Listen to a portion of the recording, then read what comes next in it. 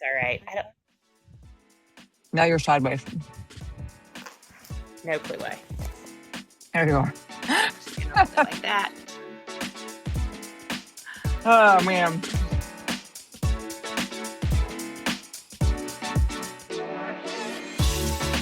Kaylin just got home and gave me Sour Patch Kids, so life is good.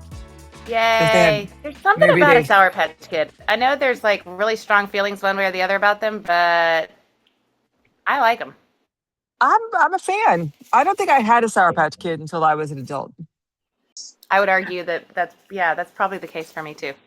Did they exist when we were children, or is this a new candy that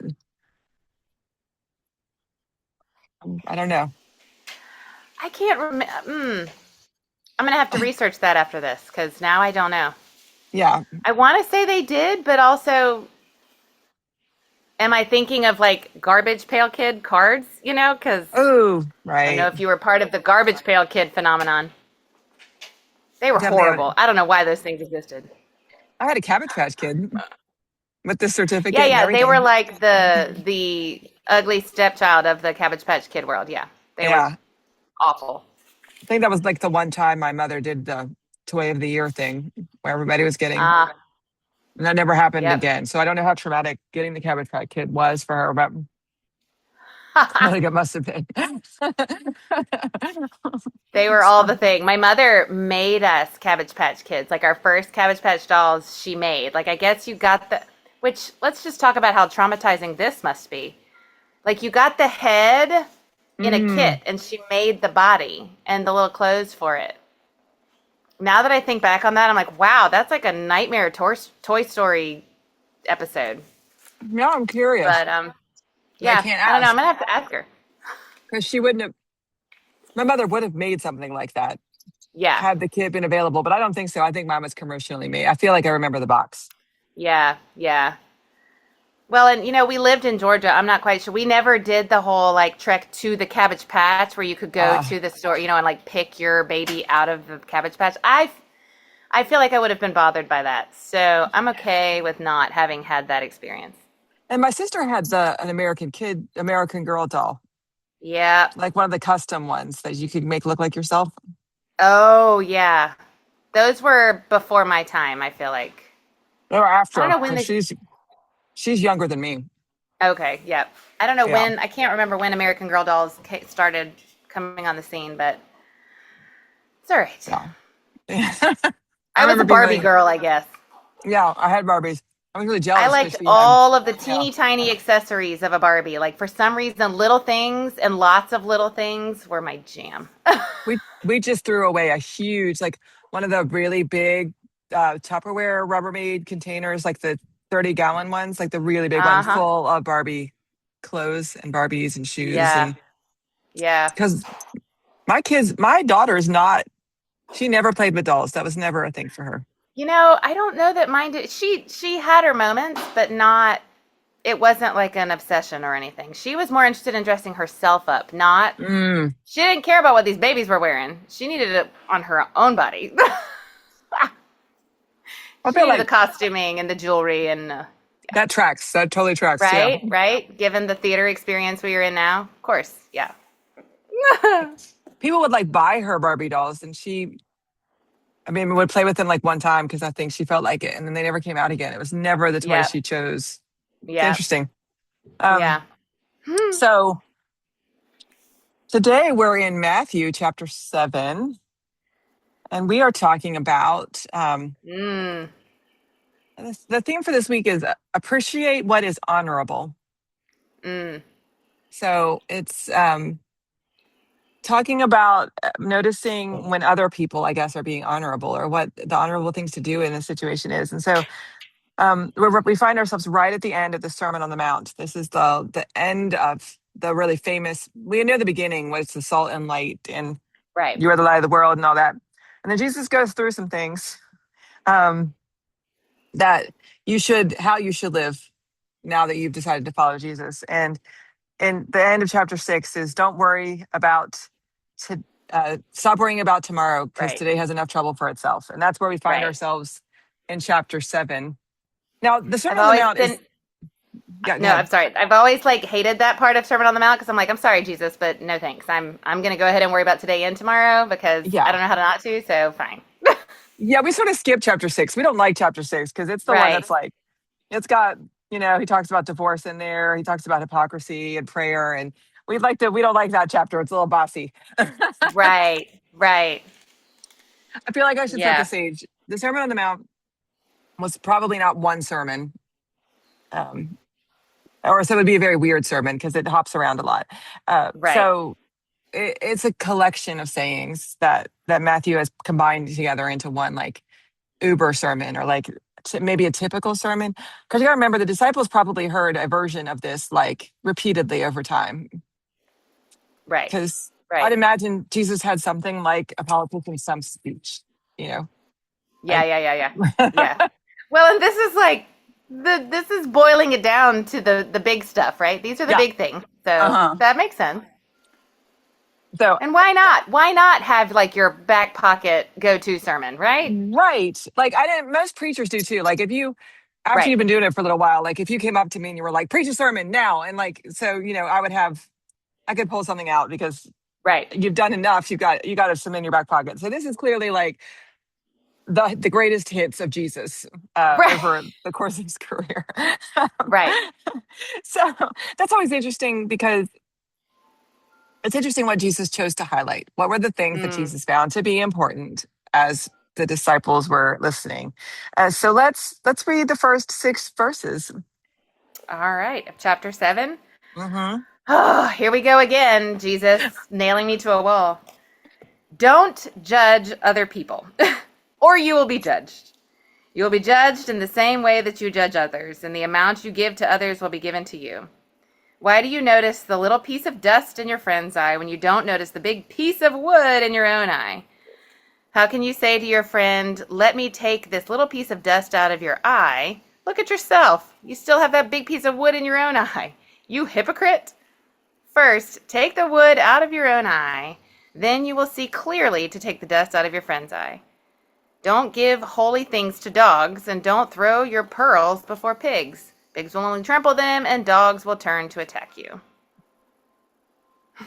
Shout All out to right. the sound effect of the dog in the background. Ah, Right. timing. Well played. Yeah. So what are we hearing today? Ugh. The judge not lest ye be judged. Yeah. Yeah. Yeah. I So, I've always struggled a little bit with how like eye for an eye this feels in a certain way of the you will be judged in the same way that you judge others. Like it doesn't for whatever reason, I don't know if this is my Sunday school teacher's teachings or what, it doesn't feel Jesus-y in that respect to me. Um this isn't the forgive 70 times 7. This is the what you do to others is coming back to get you. It's like a karma situation almost. Like I don't know. it is a little bit. It's like you're going to get what you give. The energy you Right. give to others is the energy you get back, and so it's a very like Right. a circle situation. Yeah. Um, I was reading a commentary this week about this passage and to prepare the sermon, and um, there's a lot of conversation happening around the word judge Mm. and um, the different ways we can translate the word judge. Interesting. All right. And um, very convincing argument, I think, that the word for judge here is more like it's more like the idea that Jesus wants to get across is um, don't presuppose things, but Mm. you should use wisdom. So there's like a little bit of a Okay. difference he's playing with because we're going to read the last half of this chapter, and that's going to give us some context on that. But the word judge here isn't so much like way we think of judging, so much as like Okay. discernment. Maybe is a better is Okay. maybe another way to think Okay. about it. I don't know if that helps. Yeah, no, it actually does. It's the but and I don't necessarily need to get caught up in the whole like eye for an eye feeling of the piece, but yeah, that need you guys to be you quiet. We're don't recording something, want okay? you don't want people to automatically assume things of you. So be careful in doing that around others. Don't yeah. You everyone is always going to come with a presupposition based on what they're seeing of you, what they've heard of you beforehand. So this is kind of a cautionary tale of reminding folks that remember this is what we do, and you're asked to rise above that, right? Yeah, I love that idea of like, um, this may be the way the culture operates, but Right, you need to remember that what you give is what you get. And so if you're going to go around being judgmental and judging people and like, um, condemning people, that's the idea. Like, don't condemn people. That's the word. right, See, I was trying to explain it and I couldn't get it around my head in it. That's really what they like. He's saying, don't condemn people. right, So it's not so much like don't use your judgment, don't use your wisdom, don't use your discernment. It's right, saying don't use those things to then decide what is going to end up happening to this person in the long run. right, right. Which I think is interesting because I think that's what we do end up doing. So like Oh we yeah, look at people and we're like, well, they do this and this and this, and they got tattoos and they have, they drive a beater car and clearly they're going to hell. right, right, right. um, We love to do that. We love yeah. to, it's the labeling. And there is something interesting about that that changes the way this sounds to me now than of the, because the, you're going to get what you give is true in a lot of respects from the standpoint of, from this angle of saying, the way you put yourself out into the world is going to reap something for you. It's that whole, I'm sorry to all the Karens in the world for the fact that the name Karen became a thing, but it's that whole like, I'm going to call the manager. Well, you're creating an orbit around yourself that is going to come back and hurt you eventually if you are consistently approaching the world with this assumption of um, being the trial, judge, and jury for everyone around you, and assuming all of these, like it does become a self-fulfilling prophecy at some point, doesn't it? Yeah, I want the male version is Chad now. Have you seen Oh, this? right. There being a Chad, which I'm not. Yeah. I haven't totally got my head around what that is, but yeah, I think it's just this idea of like, um, when you condemn someone, you deny them the grace that God has offered them, right? Mm-hmm. Like God, Jesus is reminding us here that God sees people through a lens of grace, and um, and a reminder that we ultimately don't have any control over other people. We have Right. no right to be able to say like, well, this is who's in and who's out, and this is who God has decided is good, and this is who God has decided is bad. It's Right. a reminder, I think, to me that like we we do have to judge a book by its cover in a practical way, in that like Right. it's not safe as a woman for me to walk um in an alleyway by myself. And Right. if I'm walking in an alleyway by myself at night and I see a man walking towards me, it's good judgment to walk the other direction at that point for Right. my personal Right. safety, right? And that's not condemning that person and saying like automatically that other person is a bad person. It's just a way of Right. saying like I'm using my wisdom and my discernment and my judgment in this situation to say Right. this is probably not a good idea. Right. Right? Right. So it's what's the boundary line between when that judgment becomes harmful. Right. And that's where I think maybe like in our modern day society, it's that concept of painting with a broad brush, right? Mm, That's when it becomes harmful. I'm thinking about that, the log in my own eye that I can't see around is when I broad stroke an entire, and this is what I think, like all of the, you name it, civil rights, the rights movements are kind of focused around this, or to me, you want to say, well, all panhandlers, all homeless people could just get up and get a job. And it's like you just broad stroke painted an entire population of people based on perhaps a singular experience Mm. that you had, and you took away the humanity from an entire group of people based on a singular experience with one person, and that's when your your blanket judgment or your blanket supposition is has gone past, like, yeah, okay, so I have experienced people who have made poor choices and ended up with their poor choices creating consequences that I wouldn't want. But if I allow my experience of a few people to paint an entire population for me, Hmm. then I have allowed my judgment and wisdom of understanding someone's experience to become harmful as a prejudice against an entire population of people, right? I mean, Yeah. It just reminds me of when Jeremy worked, my husband worked with a nonprofit that worked with rehoming families mm-hmm, who were without a home at the time. Uh, and I think my picture going into that experience was all homeless people are irresponsible.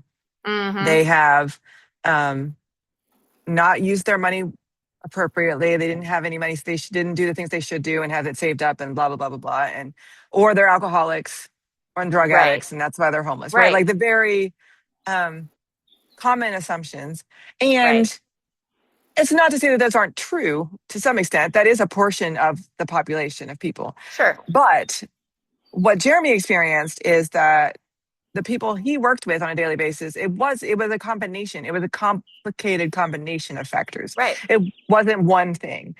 And right, for most of them, it was an inability to get enough paying job combined yep, with um, maybe family systems, like history of their mm-hmm, family. So they didn't come set up well. They didn't have any money to right, come with them. There was nobody to help them. Maybe when right. they did come across something, and almost always medical debt. I was just about to say medical debt. In the time that I spent working in a transitional housing facility for families, um, a huge barrier was if you are working in a minimum wage job where you can get replaced very quickly and you have a child that's sick, you don't get to take a day off because you will be Mhm. replaced. And Yeah, so maintaining a job is easier said than done. Like, log in my own eye, oh, I can just take a day off. Well, yeah, I can, because the privilege of my experience is X, Y, and Z, yeah, you know. And yeah. I was set up for success from the very beginning, you know? Um, It's a yeah, little bit of there, but for the grace of God, go I kind of situation exactly. where um, I've never had to wonder or worry if something were to happen to Jeremy and I both lost our jobs and couldn't find another one for years. Um, Right, and we lost our home. I have people who I know would allow us to live with them until we got our feet right, back underneath of us. Not everybody has that privilege. right. And so I think some of what Jesus is cautioning against here is making assumptions about other Yep, people's circumstances and their life history and all of those things. Because so often when we do that, we don't see the benefits and blessings that we have received in the opposite direction right, that right, allow us the possibility to not have to walk those steps. right. I think there's some real wisdom, and that's, again, it goes back, like, this whole concept of, like, the log in my eye, the log in my own eye that I'm looking for. Example, um, we would, once upon a long time ago, if you would go, I was always amazed when I would work with mothers who got food stamps and TANF checks and stuff. And at the beginning of the month, and it's congregant living that we're working with. And at the beginning of the month, everybody would have steak dinner, or they would have crab legs, or they would have something great because their food stamp checks has just come through. And of course, I'm sitting here thinking, well, common sense would tell you to ration that and da da da da. And Yeah. I had one of the counselors in the facility once tell me, she was like, Catherine, common sense, the way we talk about common sense, has an inherent supposition that we all have something in common. Mm. My life experience mirrored nothing of their life experience. I never had to worry about running out. I never had to worry about going without. So I never had to, I never felt or experienced the immediacy of the joy of having Mm. something. Hmm. and living into that moment, there was a different commonality. The common sense was, of course we're going to do this right now. We'll be able to get to the end of the month on cereal. Hmm. But right now I have this, and Yeah. I rarely have something. Yeah. And it makes me think about this concept of judgment and this supposition. I presume a lot based on the commonalities of my sense of common sense is only common to people who have the same experiences and same setup as me, right? Oh, I love that Um, idea. Yeah. yeah, What we think of as common sense, or everybody does this, or that's just the way things go. right, Um, it's very much not. It's very culturally right. it's very enculturated. It's very Yep. much our family history, our setup, our experiences in life. I've been thinking a lot lately about how people arrive at their belief systems. Mm, So how do we how do we arrive at our political beliefs? How do we arrive at our theology? How do we arrive at the assumptions we make about the world? How do we, like all of these things? Um, and I wonder if one of the bigger pieces of wood in our eye is not realizing how much of that is enculturated in family history. yeah. I grew up in a house that um, when we got in the car, we listened to talk radio. There was West Virginia Public Talk Radio. Hoppy Kercheval did a local news talk show for of West Virginia concerns from 9 to noon, and then it was 9 to 3 was Rush Limbaugh, and then 3 to 6 was Uh, whoever. I don't know who it was always. yep. Sometimes it was like Sean Hannity. I think at one point was there. Yeah. Um, Yeah. yeah, and that's what we listened to when we got in the car. Like that was it was that That was it. or Yep. music. That was it. And so I arrived at college with this preloaded set of beliefs, and like hearing other people who didn't have that life experience and having that conversation with them really it it's a reminder, I think, to me that I arrived at this place with a set of assumptions based on what I was exposed to as a child and Yep. what our family values were and the church that I grew up in and the community that I lived in. And you Yep. don't just arrive as an adult to your belief systems Right. Right. out of the amniotic fluid, right? Right. Right. Right. And and it's a whole yeah, lot easier. I'm sorry. no, go ahead. Um, it's it's hard work to be intentional about opening up to something beyond because it is so naturally you're kind of you're acculturated, your culture that surrounds you feeds you, Mhm. and that is the easiest food for gaining your belief system. It is a much more foraging for food of belief is harder than being hand fed the Mhm. beliefs that are sitting right around you, right?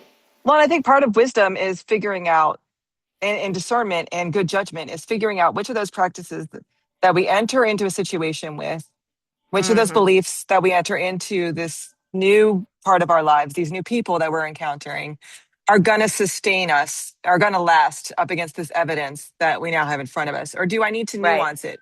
Or do I need to change it entirely? And I reject the idea that we're meant to maintain the same belief system for Mm, the same exact um, thought structure and belief structure and throughout our entire lives. Because I think what right. happens is Right.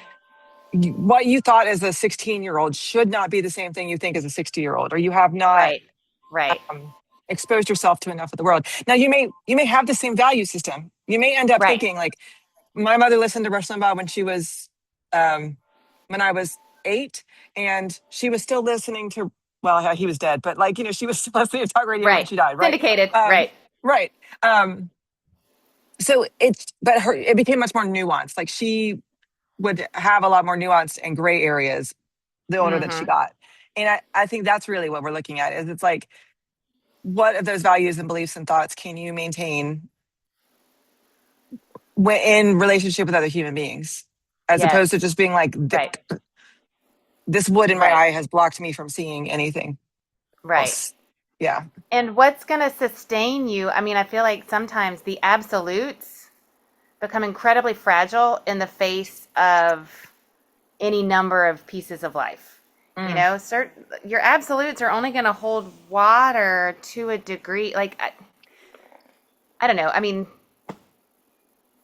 yeah, there's how do you grow in difficult moments when you're so stilted into a tiny space of a belief system that cannot change? Hmm. How do you work with that when the world around you is constantly in upheaval? I think what I've experienced is that's when people have that they have a collapse of their Mm, belief system at that point, yeah. when it can no longer hold up to the reality that you're experiencing. Mm-hmm. It's not that some people hold on to it stronger. They Yeah. become tighter fisted to it, and Mm-hmm. they begin to deny the reality that exists, and so they become even more detached from the situation that's happening in front of them. But for most people, it's just an utter collapse, and they Mm, lose all of who their identity, all of that security, everything that um, had gotten them to this place in their life, to this point, and they go, oh, and now they have yeah. nothing. There's Yeah. nothing left for them, and that's usually where I end up encountering people, because they realize, Yeah. well, nothing happened. This is not. I don't know what to do now. I don't know who I am now. I Right. don't know Right. anything at this point, and so my job is often to be like, um, well, what are the absolutes you can still trust, Yeah. Yeah. right? Because there are, right? Yeah. Jesus still loves you. Maybe Right. nothing else. Maybe there's nothing else you can hold on to, and you can just hold on to the idea that Jesus loves you, because that is like, I don't know what else the Bible says except for that God loves you, right? Right. Right. Right. And you have to take time to rebuild that. But yeah, that's often the hardest part of people's lives. Mm-hmm. Yeah. Yeah. And you're And we set offering, ourselves up for that we a lot. do, yeah. And I wonder, like, in your experience, of how do you work with children and youth to prepare them for those inevitable moments of You know, life? I think to me, a lot of times, and I do this with my own kids, and I feel like I've done this over time, it's you don't avoid the difficulties. Like, you cannot, if you shelter and shield, I guess there's kind of three. It's the naming and claiming whatever it is that you're feeling in the moment. Like, you have to name it in order to deal with it. If you Hmm. can't name it, then you don't know what to do next, right? That's very Mr. Rogersy. You got to know what this feeling is called in order to work with it and move through it. Hmm. And then you don't avoid talking about the hard stuff or the bad stuff, because avoiding it doesn't teach resilience to come out of it. And then you don't scapegoat God. You don't Hmm. blame God. You don't say, well, God must have wanted this to happen. If we think about it in adult logical terms, that is blaming God. That is giving God a scapegoat mentality. And so then all of a sudden, why would you trust this thing that, number one, you don't know Mm. because you haven't seen it? And number two, clearly, if God wanted this to happen, then God is not good. Like, this Mm. is bad. Um, so to build to me, to build a belief structure that holds and stands, it's it's very cliche to say, but it's that whole, okay, so, and I said it a lot during COVID. We did little online things from time to time, and it's, okay, where is God in this moment? This Mm. moment just stinks. But where is God in this moment? Well, the summer wasn't as hot the first year of COVID as it had been in years past, and we did a lot of walking outside, but we didn't have to sweat to death because it wasn't as hot. God reminded me that God is still here in this moment because I felt that. And I Yeah. think, to me, it's a million tiny little moments of reminding folks that bad is happening no matter what. Hmm. Reminding children bad is happening no matter what. There is no saving you from it. There's no sheltering you from it. There's no avoiding it. And so, in order to have a faith that both is able to flex and move and bend and stay with you, you've got to have those inward tools of Mm. assessing what you're feeling and what it's called. And you also have to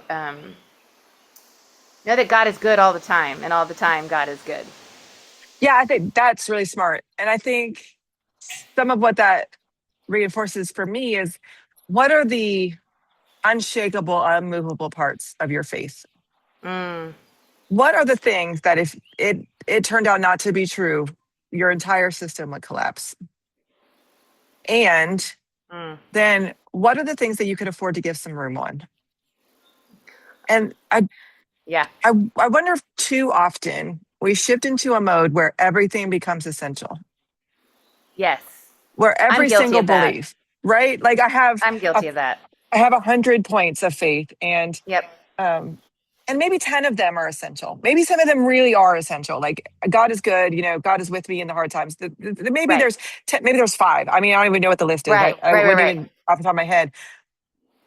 But I think we make the mistake sometimes of thinking that all 100 things on this list are essential Right. 100%. Like, if these 100 things are not true, then the whole The whole accordion thing then is a wash. collapses. Right. And I wonder if that's Yeah. some of what Jesus is warning against here is Yeah. don't let the wood of certainty or the wood of essentialism get in the way of your ability to use your wisdom and Yeah. discernment to see the other people and the reality of the world around you. Right. And that doesn't mean that there aren't really important things that are we absolutely should hold on to. Orthodoxy matters, Right. and truth matters, and all of those things. And I don't think you could find somebody in the Presbyterian Church who's more like a fan of Orthodox traditions, right? Like, Yeah. Yeah. Yeah. Yeah. I'm always going like, well, Thomas Aquinas said, but I think you can appreciate those things and recognize that there's nuance and gray area within those things. Yeah. Well, I think that's the only way that people of faith, because we as people of faith keep needing to, like, I don't know what to call it, categorize ourselves, like Mm, further create little spaces for, well, my thing is just different enough from your thing, so now I'm gonna rename myself. mm, And all of a sudden it's like the only things we're seeing essential are actually the things that aren't the essentials, right? yeah. Because we've forgotten that God is the thing in between us. Mm, God is the one thing that stays in between us. And if we keep God in between us, then we're going to be okay regardless. But yeah. instead, we determine that the most non-essential things become the most essential things. Yeah. And I was interesting. I was at a clergy gathering one time, and they asked us to, um, this is a very dangerous proposition of what they asked. They asked us to align ourselves theologically on an axis, an Oh, XY wow. axis, with conservative on one side and progressive on the other. And Uh-huh. so we did this, and it was a group of like 20 of us, maybe. It was a small enough group that we each got to share why we put ourselves on the axis where we were. And what was fascinating was we had arrayed ourselves on this axis, and we started talking. And it turns out that it wasn't that we so much disagreed theologically or that we even had different thoughts about things. It was that we were using different definitions of the same word, Yeah. Yeah. right? This is how I Yeah. understand Orthodox tradition. This is how I understand grace. This is how we're all using the same language, but Yeah. we're using it in different ways. And so it was Right. very fascinating because by the time we got done with the conversation, we were almost in a circle naturally. Like, nobody, she didn't tell us to move or anything, but it was just like as we Yeah. were listening to each other, people were shifting so they could be more available to hear and all that kind of stuff. And it was I think it opened everybody's eyes a little bit to the idea that at the core of things, we really are all saying the same thing Uh-huh. at the very core. Yeah. And that the Right. things we're arguing about are all this stuff around the core. Right. Yeah. Right. And so Right. that's become a little bit of a challenge for me in my thinking about how to even have these conversations about things. Because I think we assume everything is XY Uh-huh. linear. Yeah. when in reality, it's more like a scatter graph. And we're all sort of like all over the place. Right. Oh yeah. Oh yeah. Yeah. We could. Oh, I'm sitting out on my porch, and my new puppy and my slightly older puppy are playing. Of course, they're doing that right now. So that's a little extra for you guys. A little What's the barking new dog's action. name? I don't think I've learned the new dog's name. Bella. Bella. All Bella right. and Pepper. And both have boundless energy. And guess But what? They don't care whether or not they came into this home with differing belief systems. They just need one another to play when it is time to play. yeah, but So I we bet could it's learn helped something Pepper. from them. Yeah. Yes. Yeah. Yeah. Yeah. Yeah. Clearly, I did not give them the memo on I need you to be quiet for a certain amount of time. My old my old dog is standing at the door going, please somebody let me inside the air conditioning. Please, someone. Right. I'm with you, bud. Getting a fan out of here. All right. So the second part of what we're reading is we're going to skip to chapter 20 or to verse 24. Okay. So it goes like this. Everybody who hears these words of mine and puts them into practice is like a wise builder who built a home on bedrock. The rain fell, the floods came, and the wind blew and beat against the house. It didn't fall because it was firmly set on bedrock. But everybody who hears these words of mine and doesn't put them into practice will be like a fool who built a house on sand. The rain fell, the floods came, and the wind blew and beat against that house. It fell and was completely destroyed. When Jesus finished these words, the crowd were amazed at his teaching because he was teaching them like someone with authority and not like their legal experts. Hmm. I was thinking about the house built with sand when we were talking about our essentials and non-essentials, and that rigid faith that won't bend and flex with change and needs. It makes me. I don't want to. I don't. I don't want to use anyone else's burden or grief as an example, but it makes me think about like the Outer Banks, and you keep hearing the news. The 20th house just fell into the ocean, and there's a metaphor somewhere in there of like this supposition that we have the power to conquer whatever. Mm. That maybe that's the log in our eyes sometimes, is that we have the willpower or the power to overcome this thing with our own thinking and our own ingenuity and our own whatever. That it's fascinating when it doesn't work out that way, and Yeah. your house that was built on sand falls into the ocean. Yeah, it turns out if you build a house on Metaphorically, sand, it will fall. Yeah. it will fall. We have seen it in real life in North Carolina. It's like you think about Manhattan, and I mean, it's an island, Yeah. it's not that big. And, but they're building these huge skyscrapers on it because the rock underneath of it is so dense, Yeah. right? Yeah. And that's what enables it to be this massive, bumbling city. Like you could not build that on Right. Emerald Isle because there's no Right. rock underneath, it's just Right. sand. You Yeah. just think. Yeah. I had a long conversation one time with a mentor of mine about what we teach children. Mm. And she had a real problem with Noah's Ark. Did not understand why we taught children about Noah's Ark. Like it's a terrible story. Um, everybody dies. Yeah, right. I'm inclined to agree. Like, wow. All right. I mean, I know there are cute animals in it, but the cute animals died too, right? Except for a few. Right, right. So she had a real problem with the teaching of Noah's Ark.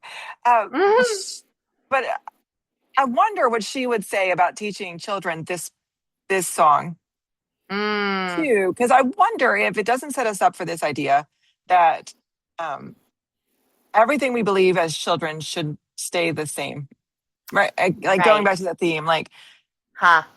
are we putting something onto a child that they're not capable of even, like, Right. Right.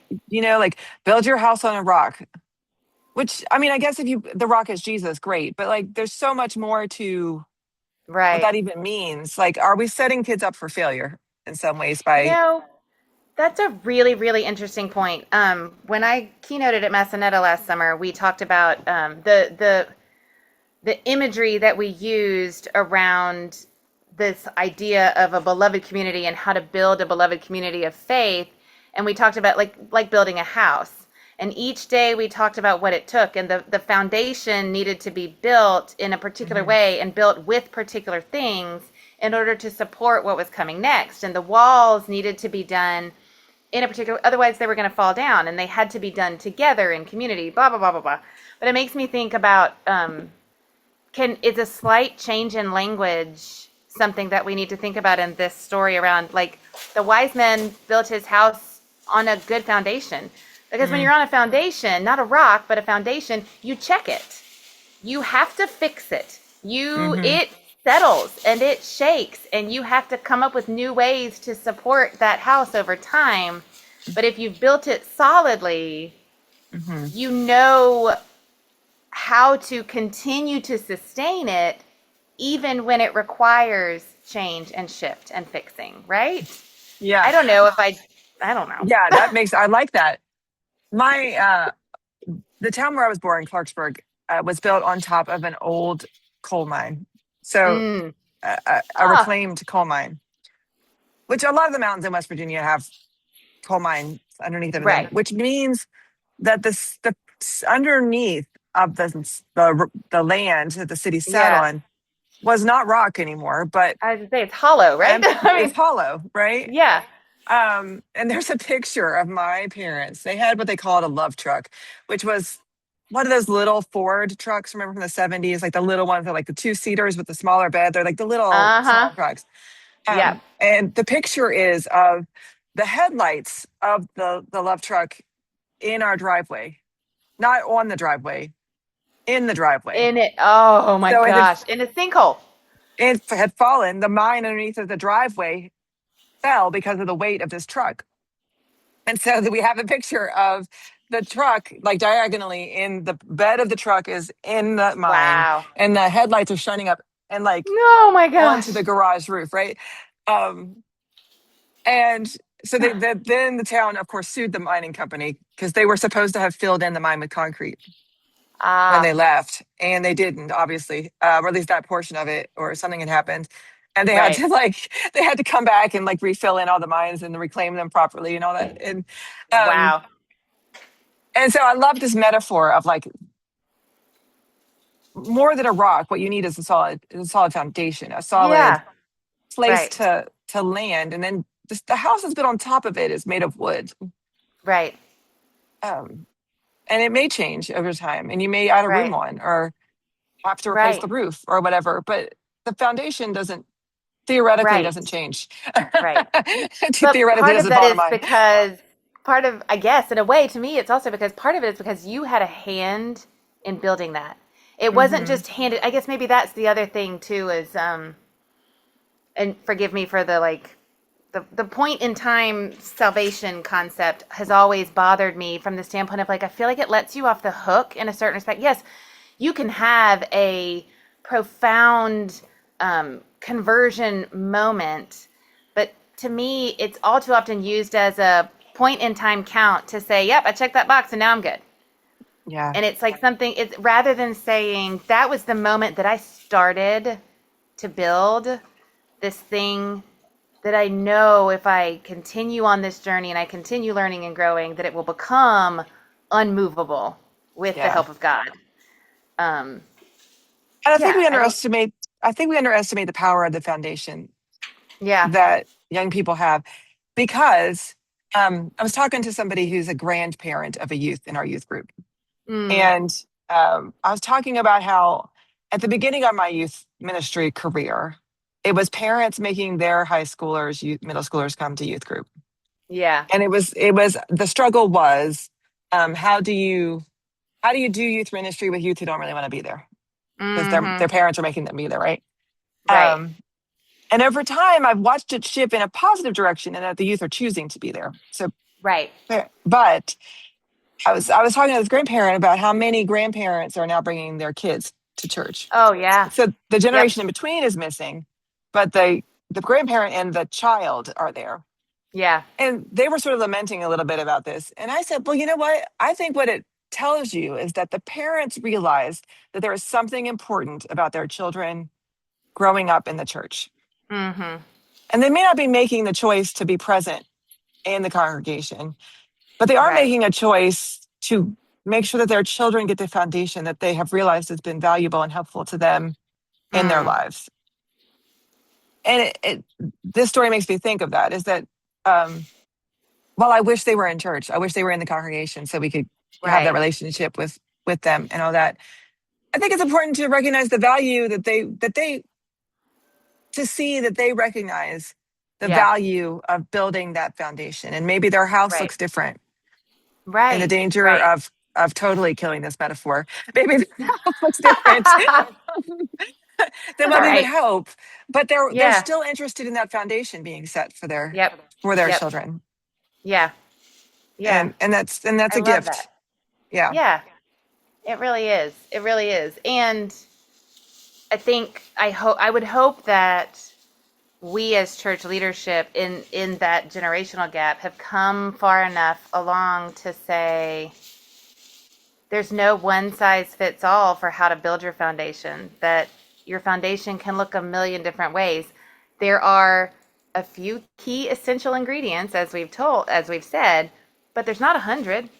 Yeah. There's a very few that are essential to making this stand, but you get to determine how it's built so that you can live in it well, and it Hmm. will sustain itself for you, not for me, not for my concept of what I think it should look like or be like, but for you. I also don't ever give up hope. Hope's not the word I want to use, but like, I have seen so many adults Yeah. come back to the church in their Mm, 50s, 60s, 70s, yeah. who have never had, who didn't spend their younger years finding a need for the institution of church or the congregational life for whatever reason, but have realized over time that they're missing out on that Yeah. essential part of faith, that group that they can be a part of that helps them to Yeah. grow and to strengthen themselves. And I think if we're paying attention, we see that happen all the time.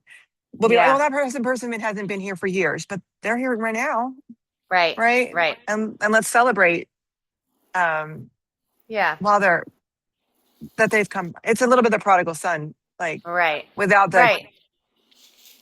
sin part. Um, Right. Right. can we just Right. celebrate like that they have the foundation was strong enough that when they needed a place to land, they came and they Yep. saw it. Yeah. Yeah. Yeah. So what's your walk away today, Catherine? What are you thinking about? Oh gosh, there's a lot. Um, hmm. I think recognizing,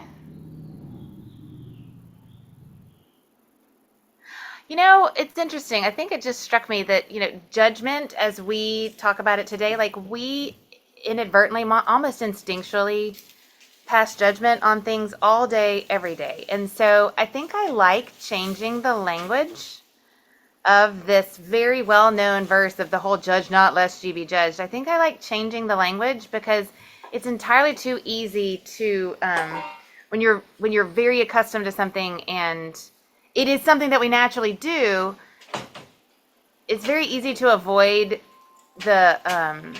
the work that needs to be involved in Mm. it.